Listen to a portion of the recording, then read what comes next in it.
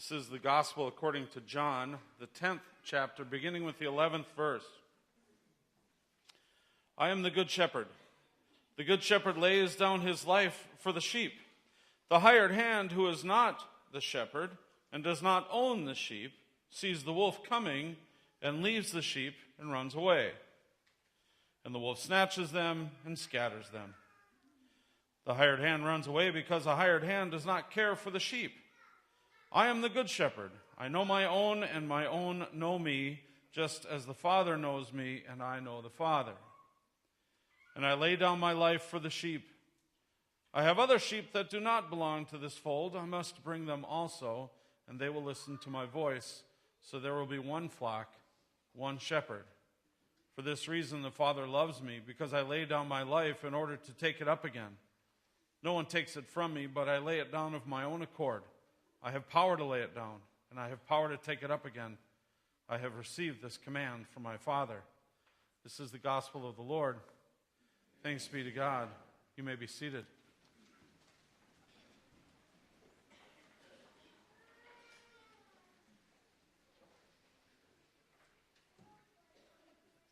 Brothers and sisters, grace to you and peace from God our Father and from our risen Lord and Savior, Jesus the Christ. Amen. So over the past few weeks, we've gathered in worship and exchanged an age-old greeting. We've said over and over again, He is risen. Oh, and you dutiful little Lutherans, you reply so well. Right? It's gone well. You're all well-conditioned. Google Pavlov sometime and see how that works out for you. But there still remains a question. So what? What difference does this make, this He is risen business? What does it mean? Why does it matter? What are we supposed to do about it or with it? All good questions for sure. Let me start off by reassuring you that I will not be answering any of those questions. I know, it's awesome. That's up to you and God. The only thing I can do here is to ignite some thoughts in all of you and see if those thoughts lead you somewhere. So I'll do that by starting with a few thoughts of my own, and as is my usual way, I'll start with some quick ones and then move on to where my thoughts led me as I wrestled with the text. So, thought number one comes as Jesus tells us not to listen to the hired hand. Wait a minute. Isn't that me? I mean, aren't we who preach the gospel essentially the hired hands? Is this Jesus giving us a little dig? Maybe. I think it all depends on how we who preach this gospel see ourselves. If we claim to speak for Jesus, then I think we may be hired hands. But if we think of what we say and do as pointing to Jesus and connecting people with Jesus, then we might be the lead sheep. You know, those experienced sheep that kind of have a clue where they're going and the other ones follow along. Now, my second thought came when Jesus said there are some sheep that are not part of the fold, but that He will gather them together so there is one flock and one shepherd. Does that mean that we sheep do not get to decide who's in the herd and who is not? I think it does. Our only function here is to be sheep and follow the shepherd's voice. We're not supposed to spend any time at all worrying about who is becoming part of the flock. We have no part in that decision making. We're just supposed to follow the shepherd's voice. Now, does that offend? Maybe it offends some. There will always be voices that think they know what it takes to be part of the flock. Those voices have been conditioned to perform to a set of standards that are of their own culture's creation. Unfortunately, or maybe fortunately, that is not how it works. Realistically, everyone can be part of the flock. It's up to Jesus to decide. And that ought to be a comforting thought.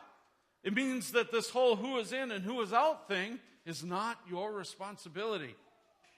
Right? That takes a lot of the pressure off, doesn't it? It means we can just concern ourselves with being the best sheep that we can be. And that's awesome. All of this is great. The underlying message here is that we have a shepherd, a good shepherd, that is leading us. Our shepherd is calling us and leading us and protecting us, calling us to follow him. We dutiful little sheep, we do that, don't we? Now, there might be rough spots where we stray or act like we're not supposed to, run away, but we follow nonetheless. I have experience in this. There was a Sunday last winter, not the winter that got over it like yesterday. The one before that where we had actual, copious amounts of snow.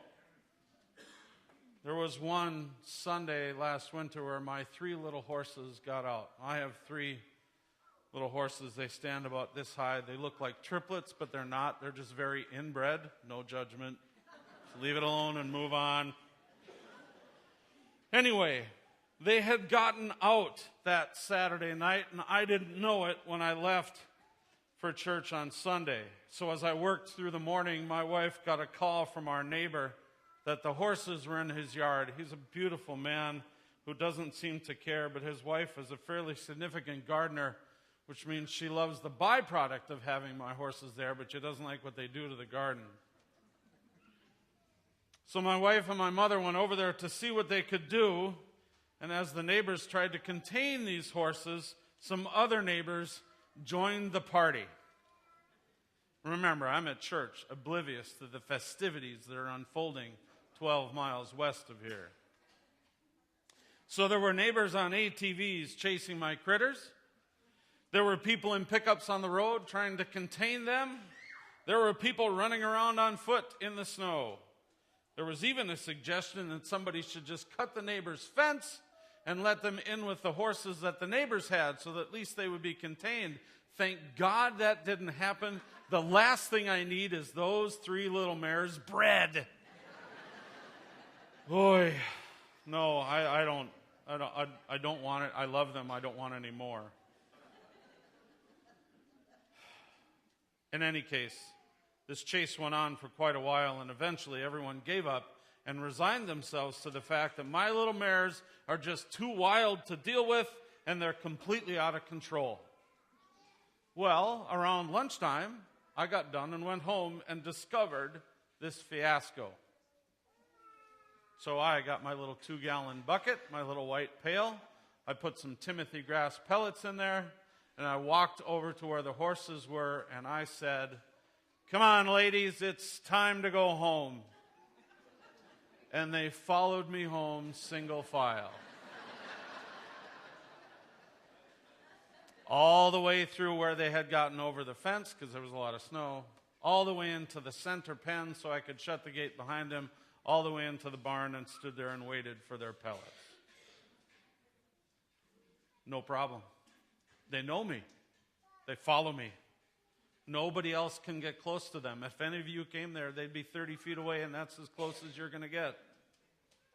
I can walk up to them and scratch them, give them a kiss on the nose. Again, no judgment. I can rub their bellies until they go to sleep, just about.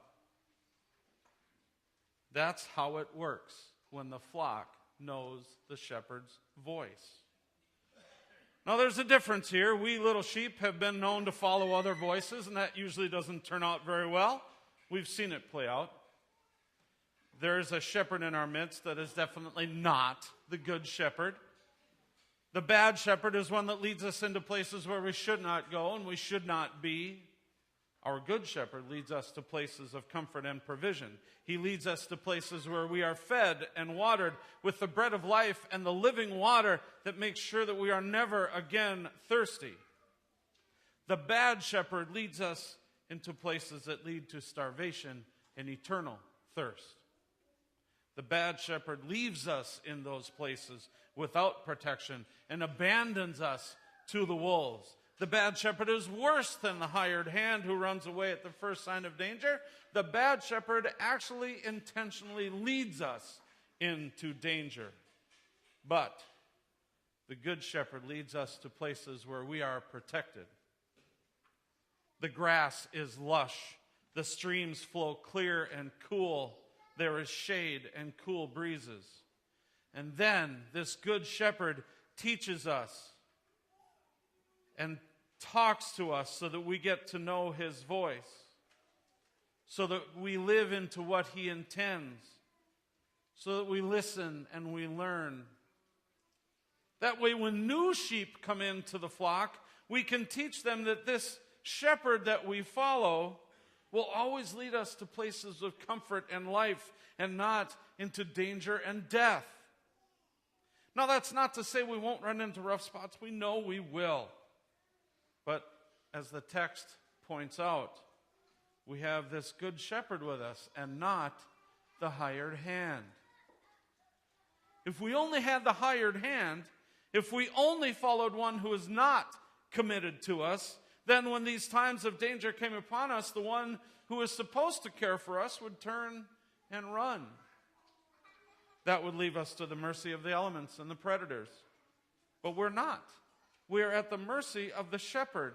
And this good shepherd that is taking care of us would lay down his life for us. He did. That's real dedication. It's real care. It's real love. And there's something really awesome about this level of care and love. It takes the pressure off. We have a shepherd that's so good that there is nothing that we have to do to care for ourselves. All that we need is provided. We don't have to do anything to earn any higher level of care.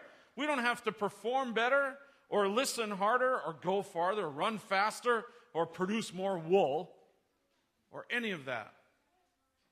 There are no performance standards to being part of the flock. We just be. So does that lead us to kind of a next level in our relationship? Maybe. I think that level is a level that we find ourselves in. We are existing with freedom to be the sheep that God made us to be without wondering if we're doing it right. There is no right or wrong. There's only being. I might get some pushback on that, and I understand that, but here's my reasoning. If we try to think about whether or not we or some other sheep are doing it right, then we limit the power of God. We can't get to the point where we outline what the right way or the wrong way to be a sheep is, because we didn't make the sheep. If we say what's right or wrong in our own vision, by our own ideas, our own standards, then we try to replace God's vision with our own. And then essentially we are trying to take away the power of God. And that, brothers and sisters, is the wrong voice to follow. We are free sheep. We follow a voice that leads to that freedom. We are fed, we are watered, we are protected, and we are loved more than we can ever even begin to imagine. So, what do? We just be sheep. Amen.